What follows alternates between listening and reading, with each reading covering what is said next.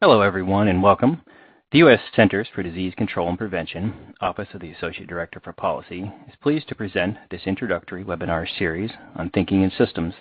My name is James Cope. I'm a health scientist with the Office of the Associate Director for Policy, and I'm serving as host for this webinar series. For any questions following this presentation, please contact us at the CDC email address on the next slide. Our guest facilitator today is Steve Peterson, who has deep experience applying the thinking in systems approach in a broad range of teaching, research, and consulting settings. With that, I'd like to introduce Steve and thank him for being with us here today. I want to welcome you to the first in a set of 3 webinars. These webinars are entitled An Introduction to Thinking in Systems. In this session, we'll learn to answer 3 important questions. Why do it? What is it? And how do I get better at using the thinking in systems skills and approaches? I'm Steve Peterson, and I'll be leading these 3 webinars.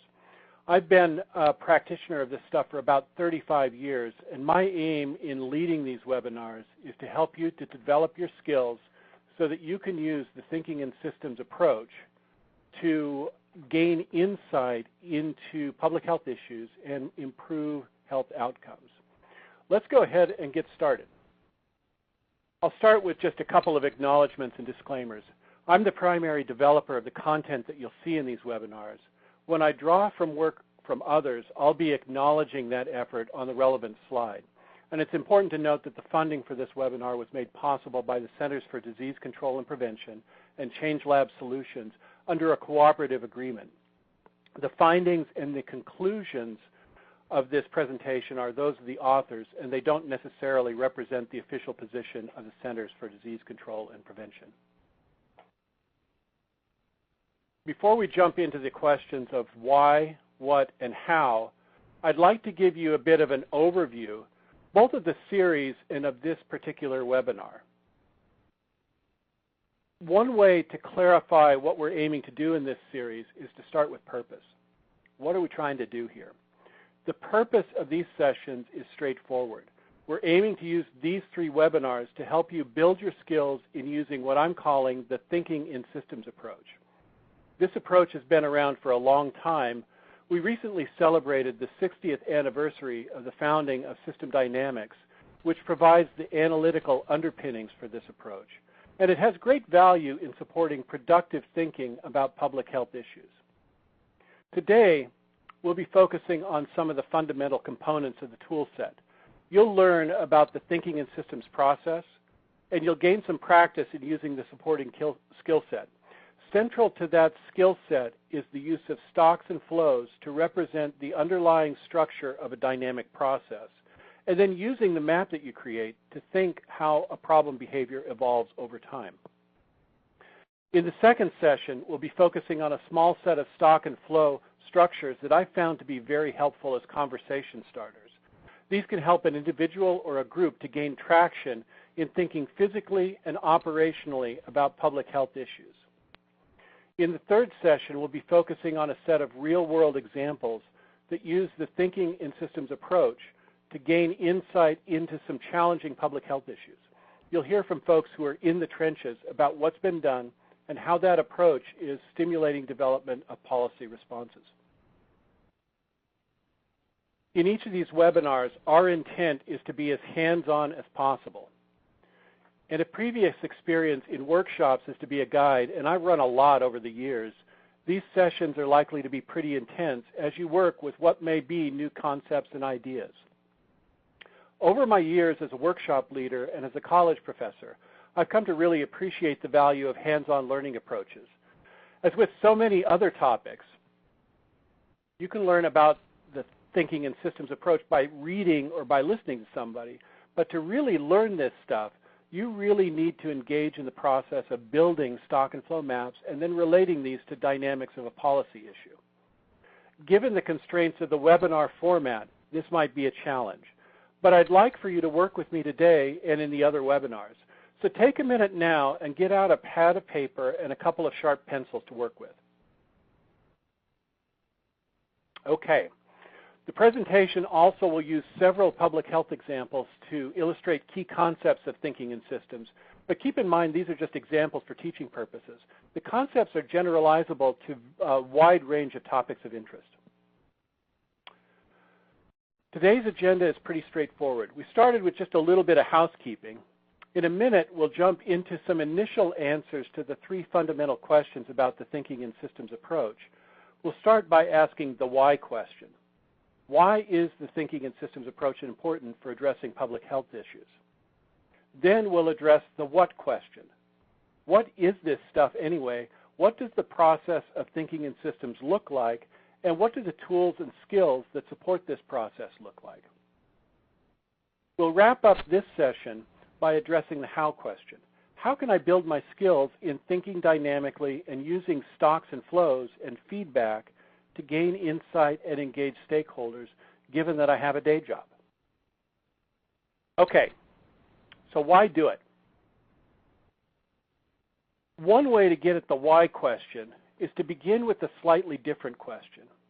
I'd like for you to take a minute to reflect and then use the chat box to let us know what you think is the most important issue or risk area that's facing your world today.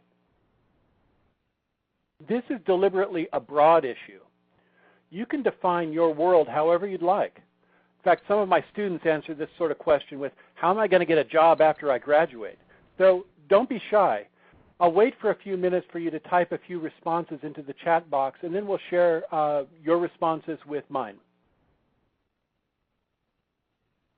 Okay, so I'm going to pop up my list here, and here's my short list of things that are around public health issues. The first of these is one that I think a lot about, and I think a lot about inequities in violence among youth. Among 10 to 24-year-olds, homicide is the leading cause of death for African Americans. In 2014, the rate was 48.2 per 100,000, which compares with a 2.6 per 100,000 rate among white males. These inequities are really stark, and I think they scream out for an explanation that can guide interventions to end them. A second issue that I think about is adverse childhood experiences. These can have a negative impact on the entire life course of a person. Opioid abuse is a third topic that is of a lot of interest, I think. It's reaching epidemic proportions in many communities, and it seems to touch every strata of society. Obesity is another epidemic, perhaps, with certainly with long-term health and economic consequences. There's a few issues that have come in over the chat box, things like how do you innovate for change? How do you deal with increasing antibiotic resistance? These are really, really difficult nuts to crack. It's hard to understand the drivers of these issues, and it's really challenging to resolve them. Issues like these are examples of a class of problems that I like to call systems problems. They share some important characteristics. The first is dynamics in the sense that they tend to involve change over time. Not so long ago, for example, we didn't worry about antibiotic resistance. A second is that these are driven by multiple interdependent drivers, interdependent players, I should say, who have diverse interests. So in a lot of cases, you have a lot of different folks coming together to generate a problem, and how do you manage that? A third set of issues or characteristics is that these interdependencies cross multiple boundaries. They can cross geographic boundaries across communities, for example. They can cross functional boundaries within an organization or within a community. And they also can cross boundaries of areas of expertise when you want to try to understand what's going on. So it can be challenging if you just have a single area of expertise to really get at the essence of a problem. Finally, because of the dynamic complexity involved, it can be extremely difficult to communicate the essence of what's causing a systems problem, and it can be very, very challenging to engage in productive communication around effective policy responses. Here's another example of a systems problem. Again, these examples illustrate key concepts of thinking in systems, and I'm using them for teaching purposes. The concepts are generalizable to other topics. The data in this graph comes from the CDC, and it looks at the percentage of adults with diagnosed diabetes in the United States from 1994 to 2015. The data set's really interesting. What you see in the dark trace on the graph is the median diagnosed diabetes rate, which more than doubled over this period of 1994 to 2015. The light gray lines that are in the background represent data from states and territories, and all of these are increasing as well. The red line that you see represents a change in the survey methods that were used. The graph raises a host of very interesting questions. One set of questions are around what are the drivers of growth in adults with diabetes? A second set might be around what are the distribution between type 2 and type 1 diabetes? Has this changed over time? Is the increased prevalence of diabetes the result of increases among younger adults? If so, what are the public health and potential economic consequences of that dynamic? Now, assuming that you'd like to see this trend move in the other direction, what are the policy levers at your disposal?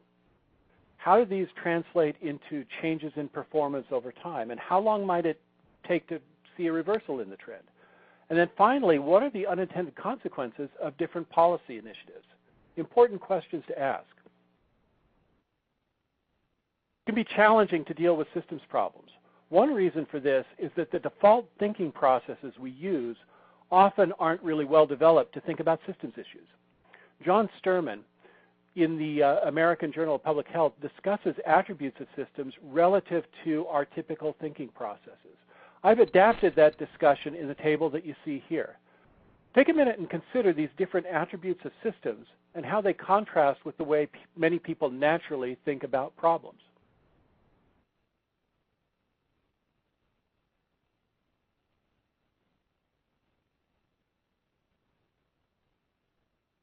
I'd like to draw your attention to a couple of items in particular. The first is this idea of feedback.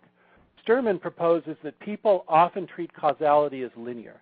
A causes B, and that's that.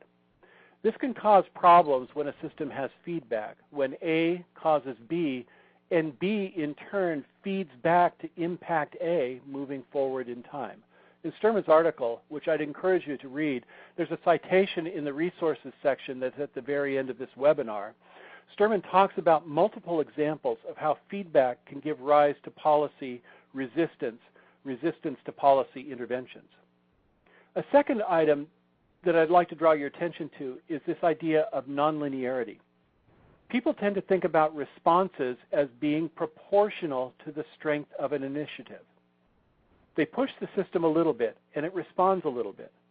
They push it a little bit more, and they expect it to respond a bit more. But with nonlinear responses, thresholds come into play. Push a bit, and nothing happens. Push a bit more, and still nothing happens. Then push a bit more, and you see a large response, a tipping point. This can make for very challenging policy design. So, there are challenges in dealing with systems problems. If we want to address these problems well, we need tools and approaches that are designed to address the system's essence of systems problems. Specifically, what we need is tools that can help us to do three things. Correctly diagnose problems according to their system's attributes. Second is to bring together multiple perspectives from disparate stakeholders in order to get people on the same page around what appears to be happening and why. Finally, bringing understanding and building understanding about the mechanisms of action that drive systems performance, thus providing vehicles for hypothesis generation and testing. My experience over multiple years is that there's great potential for the thinking and systems approach to add value. The perspective enables individuals and groups, even disparate groups that have multiple and potentially conflicting perspectives, to come together to a clearer understanding of what a problem looks like, how the underlying system works, and where there might be potential for policy leverage.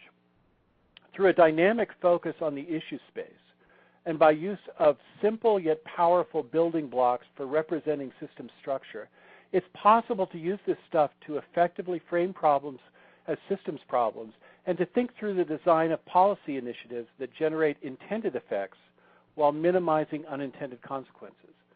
I'll be introducing you to the process and the tool set in just a couple of minutes. First, it's important to consider why you wouldn't just use a logic model approach exclusively to address these problems. There's a tremendous amount of conceptual overlap between the thinking and systems approach that I'm outlining in these webinars and a logic model approach, but there are some differences as well. The graphic shown here gives a simplified representation of the main categories in a logic model, and for many purposes, the simple, flexible, semi-structured approach in a logic model can do just a fantastic job of representing assumed relationships among program elements.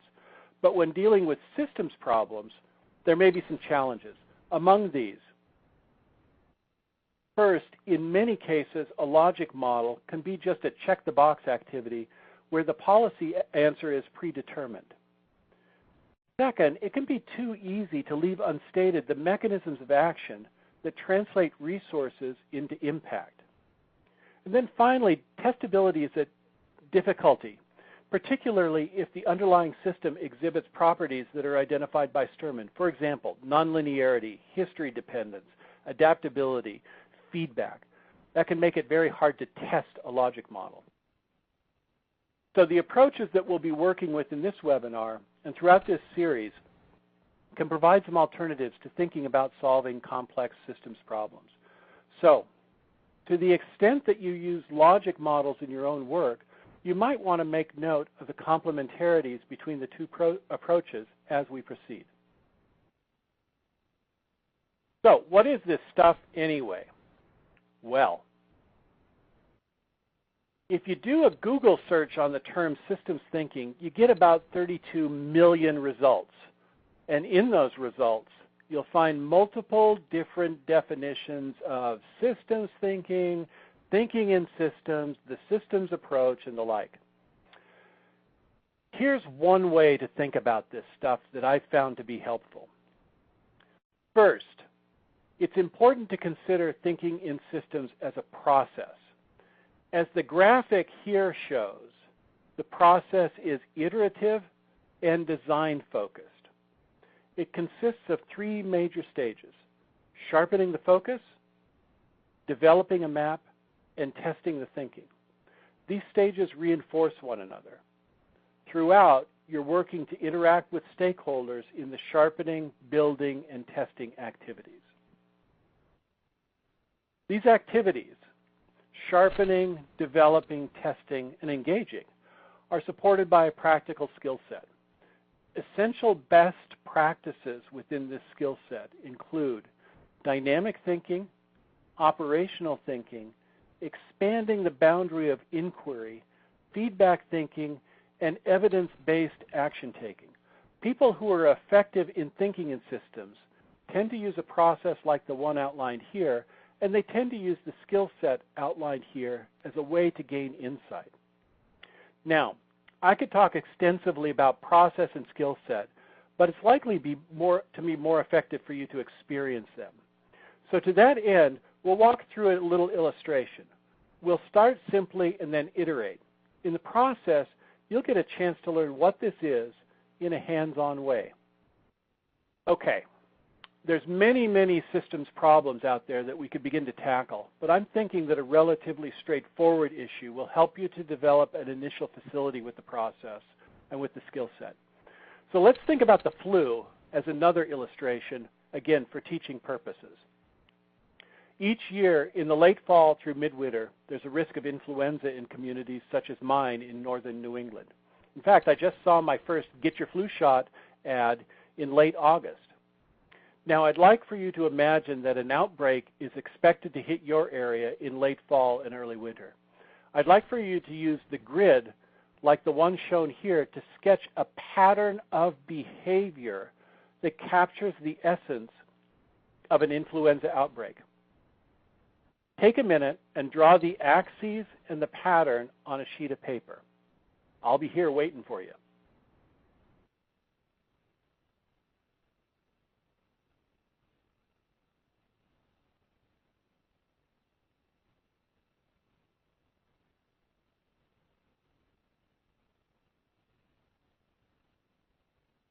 Okay, how did it go?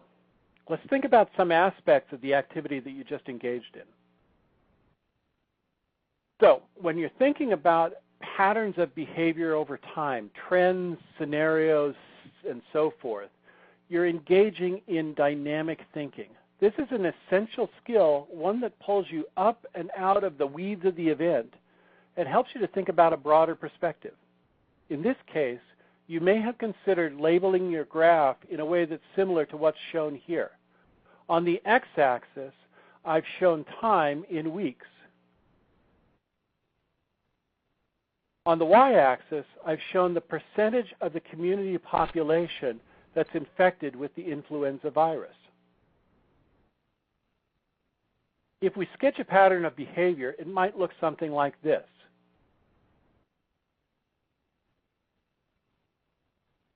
Slow and then accelerating growth, followed by a peak, then followed by a tail. This graph, and more important, the activity of thinking dynamically using simple graphs is powerful. Here, we sketched a pattern, I should say, using quick and dirty notional data. But this process can actually help you to put a stake in the ground around data. If your graph looks different than mine, and it probably does, we can together go find out what the real data looks like. And further, we can begin to think about the drivers of the dynamics. Dynamic thinking can be generative in this way, thinking about how the system is put together. The basic tool for dynamic thinking is simple and powerful. Folks call it behavior over time, or a BOT graph. You can just call it a graph if you'd like. The important thing is that time is on the x-axis and one or more concepts that reflect the issue of interest are on the y-axis. In many cases, a historical component is very helpful, as that will help you to understand where you came from. A projected component showing perhaps a desired future or perhaps a feared future can be useful as well. It's important also to consider both the unit of time for the x-axis and the overall time frame for your sketch. In the case of influenza, it's possible that multiple weeks over a single year graph, such as the one shown at the left, will lead you to ask different questions than a multiple year graph, such as the one shown at right. From the graph at left, you might be asking questions about how to explain things going on in this current flu season. From the graph at right, you might be asking questions about how public health activities change the character of mortality from influenza versus other causes during the 2015-2016 flu season relative to previous years. So 2015 and 2016 versus previous years. The second piece of the Thinking in Systems toolset comes with the heading Operational Thinking. The idea here is to think physically about how processes are put together, and stocks and flows are the essential building blocks for thinking operationally. Here's how they work. Stocks represent accumulations. They're represented by rectangles. You can think of them as accumulators in the same way that a bathtub accumulates water that flows in through a faucet. One way to think about whether a concept is a stock is to take a snapshot, a photograph of it. At any point in time, when you freeze the action, like in a photograph, stocks are the things that persist. Flows, on the other hand, are the actions or activities that fill or drain stocks over time.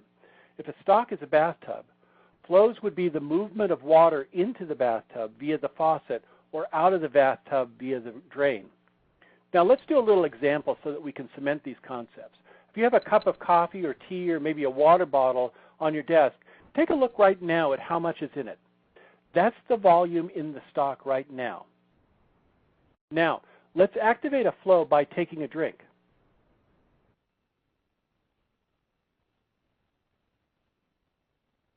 Now, wasn't that tasty? You've just activated a flow, which caused the level in the cup to decline, but it also caused the stock of fluid inside of you to increase. That's how these things work. There are a couple of other things to note in the diagram. If you look at the little map shown here, and you might just draw this out on a piece of paper just so you can get it into your muscle memory, you'll see little clouds at the head end of the flow right here, and you'll see one at the tail end of the outflow right there. These clouds are sources and sinks. They represent the boundary of your map. Your map doesn't care about what's happening out there in the clouds. It's outside of your bounds of thinking. The second thing to note is that stocks and flows form an infrastructure, and this infrastructure gives rise to dynamics. To take a simple example, if your coffee cup was empty, you wouldn't have been able to take anything out of it. So it gives rise to dynamics.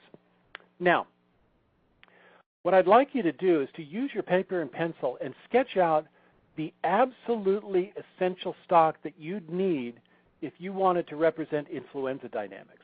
I'll wait here while you do that. When I'm thinking operational, I'm asking questions like the ones suggested here. What's the fundamental, essential accumulation in this process? What flow or flows build up or drain down that accumulation over time? And I can use the accumulations and represent those with stocks. Flows would be building up as inflows or draining down as outflows. In this case, if we wanted to track infected people, either as people or as a percentage of the population, it's pretty important to include the stock of infecteds, isn't it? I've shown an inflow of becoming infected that's coming in from a cloud, and a recovering flow that's going out into a cloud. These clouds represent the current edges of my thinking, and as we iterate, we'll want to come back to thinking about whether there's something more going on out there that we should consider. So, we've drawn a pretty picture, and it's important to note that there's power in this picture. In particular, since accumulations accumulate, they can capture the dynamics that result from an imbalance in flows. The top panel in this graph shows what happens when the inflow to a stock is greater than the outflow.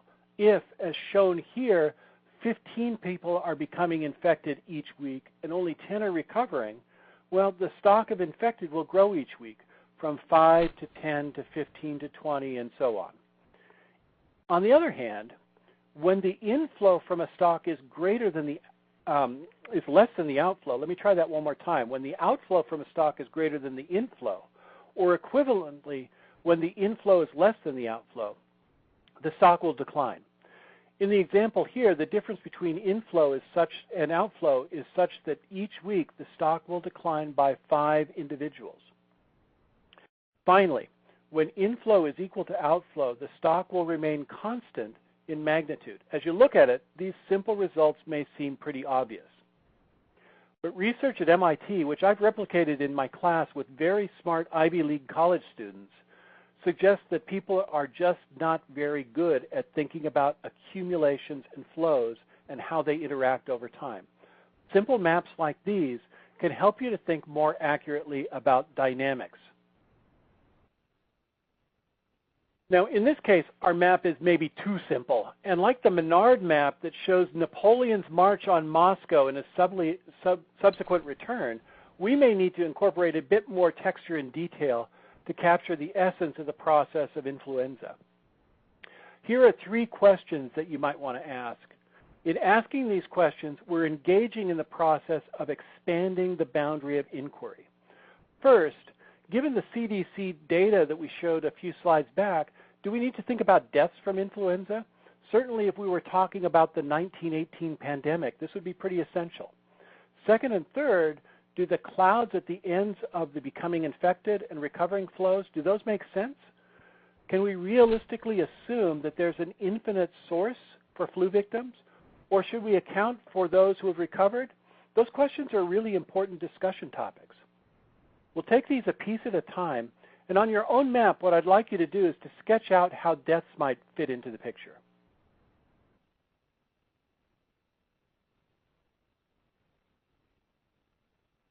Here's what I get when I add deaths. I started by drawing a flow called dying. This flow draws from, takes away from the infected population, and as shown here, it accumulates in a stock that I'm calling cumulative deaths. You'll note, by the way, that I use ing endings for flows, as this tends to denote activity, and it helps me to keep my thinking straight. Now, this is a bit of a weird metaphor, but it's almost like when I sip coffee and it leaves my cups and enters me. In a similar way, dying causes people to leave the infected stock and then enter the cumulative death stock. Now, with this map, what I can do is I can keep track of both the infected population and deceased individuals in a single place. Now, let's ask questions 2 and 3. How might you think about replacing the clouds in this diagram? If you replace them, what would you call the stocks that replaced them? Go ahead and sketch out your thinking on your map, and then we'll take a look at what I've done. Okay, here's what I get. Now, if you're an epidemiologist, you'll recognize this structure as SIR, with population pools for susceptible, infected, and recovered populations. We also, in this case, have a deceased population. This little map can begin to help us to think about levers for changing the behavior of the system. We may have some leverage for reducing this flow of becoming infected. We may have some ways to increase the flow of recovering, thereby draining down the infected stock. And it may be possible to reduce the flow of dying. In addition, there may be some ways to further expand the boundary of our thinking and use that expansion as a way to identify other, perhaps higher leverage intervention points. But before we extend the boundary, let's talk a little bit about feedback. This is a really simple yet really powerful concept that can be important in understanding dynamics. The basic idea here is that there are 2 types of feedback in the world, positive feedback and negative feedback. It's important here to recognize that there is no value statement, no value judgment associated with the words positive or negative. Sometimes you'll see the words reinforcing used for positive feedback and balancing used for negative feedback. I tend to prefer using the words positive and negative feedback because these are widely used in the sciences. Anyway, there are 2 fundamental feedback loops. Positive loops act to reinforce change. So, if you push a positive loop in one direction, it tends to accelerate in that direction. A simple example of positive feedback is compounding interest in a bank account. You have a little money in the account. With a positive interest rate, you generate interest income. This results over time in more money in the account, which in turn generates a greater influx of interest income, and so on. Negative loops, on the other hand, work to negate change. If you push a negative loop in one direction, it tends to push back against you. Homeostatic mechanisms in the human body, such as those that regulate temperature or blood glucose levels or blood pressure, are great examples of negative feedback loops. Or if you've ever experienced pushback to organizational change efforts, and in fact that was one of the comments here of a systems issue was innovating for change, it's likely that negative feedback loops were in the mix here. I'd like for you to take just a minute and identify an example of a positive or negative feedback loop. Feel free to type that in the chat box if you'd like, or just make a note of that on your paper.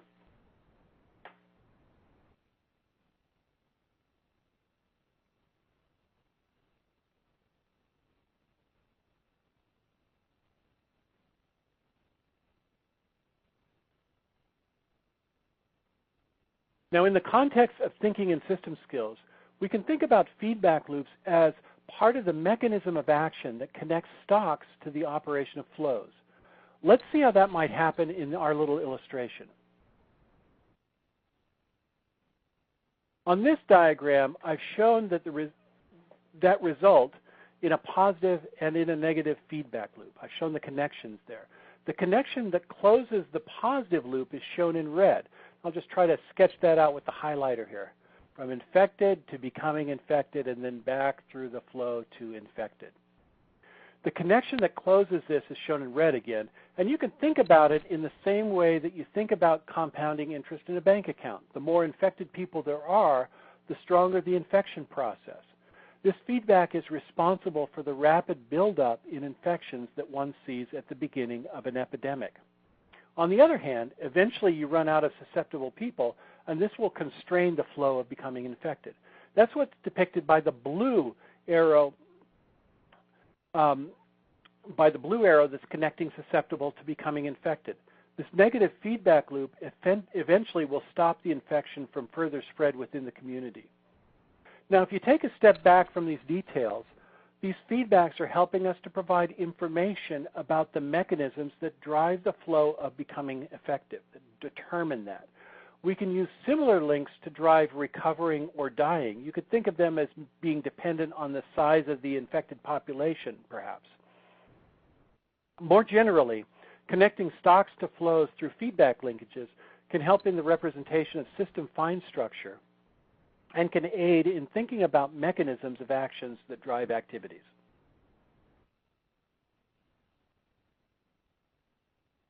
There's one more extension that's pretty important to consider, and that's shown here.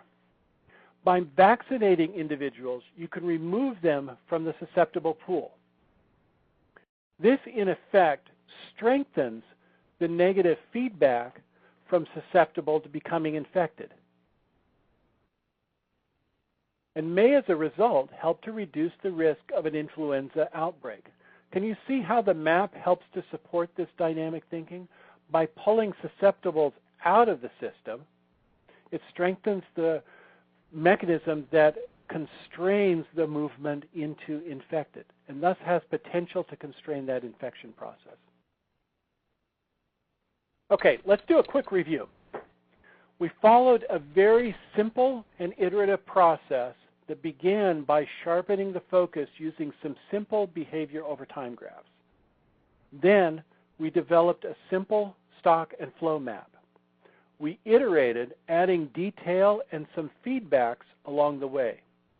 We used that map to help us think about the performance of the system. Now, and to the extent that you played the role of stakeholders in this process, we use the process as a vehicle for deepening engagement. The map that we developed here was pretty simple. And in my experience, simple is a great place to start. And in fact, sometimes it's a really good place to wrap things up, to land. But sometimes simple can be just too simple. And in my experience, over a lot of years of doing this, the thinking in systems approach is extensible and can be used to develop some very, very sophisticated system maps. I've shown an example here from some work that I did a few years ago with a consortium in Boston that was focused on understanding the drivers of violence among youth in communities in Boston. We started very simply with the three-stock map. The three stocks were uninvolved, kids who were on the edge of becoming gang members, and gang members. And there were movements back and forth between those different pools of individuals. Where we landed was a very sophisticated representation of the slippery slope for youth with respect to gang involvement. And the map here shows that a little bit. So we have uninvolved. We have folks who are associated in the sense that perhaps their brother or a friend might be a gang member or a family member. Folks who are on the edge of becoming gang members. And then this whole box here, which is representing distribution of gang members in different classes. So we have rookies, we have non-shooters, and we have shooter leaders. We have rogues, we have less organized gangs, and we have more organized gangs. And there's a lot of movement between those. And then finally, we deal with folks who are incarcerated. So what's interesting about this map is that's turned out to be a very useful tool for service agencies who are trying to think through some of the implications of different youth-focused initiatives in Boston. Okay, so we've addressed the why and the what questions. The final question for this webinar relates to how. Now, our experience is that you learn this by doing it, and it's a simple lesson. You have to get your hands dirty if you want to get good at this stuff. There's a difference between learning about thinking in systems and learning to think in systems. Now, in this regard, there's both good news and some less good news. The less good news is that significant expertise can take a significant amount of time to develop. And it's not the case that everyone can devote a large portion of their professional life to learning the skills that are necessary to go way out here and create the mother of all models. The better news, though, is that the systems thinking tool set, the thinking in systems tool set, has a set of simple applications that can generate great value. So with some practice, the tools that you'll learn in this webinar series can help you to generate value by helping you to focus discussions, helping you to engage stakeholders, and supporting better thinking about dynamics. The truly great news, I think, here is that simple conversational approaches that draw from the thinking in systems skill set and the process can be both low cost in terms of time and effort and in terms of technical requirements, as well as high valued. Now here's a set of activities that you can think of as low impact aerobic exercises. They're both easy to do and they're high value added. I'll give you just a moment to look through these and scan through the list here.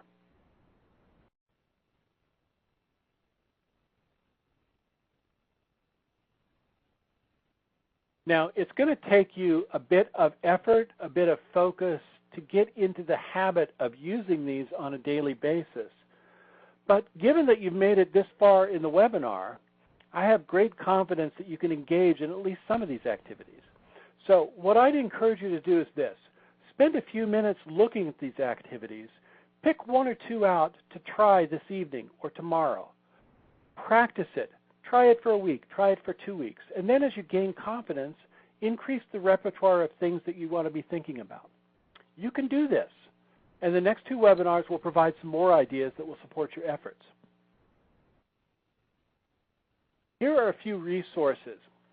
Websites, publications, things like that that can be helpful to you as you build your skills in the thinking in systems approach. I'll just leave these up for a few minutes and you can take a note of things that might be interesting. I used the Thinking in Systems book as part of my class at Dartmouth, and it's been a very easy to read and pretty useful resource. The other resources are good as well. So take a look at those and they may be helpful to you as you build your skills.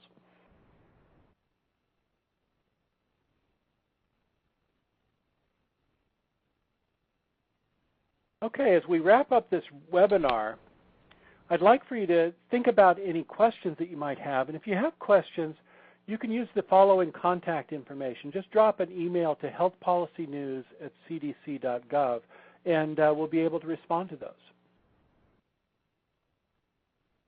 We'll walk quickly through a quick overview of who I am, and we'll just stop at this point. I want to thank you all very, very much for your engagement during the last 45, 50 minutes. It's been very, very helpful. And I'm really looking forward to interacting you within our next sessions.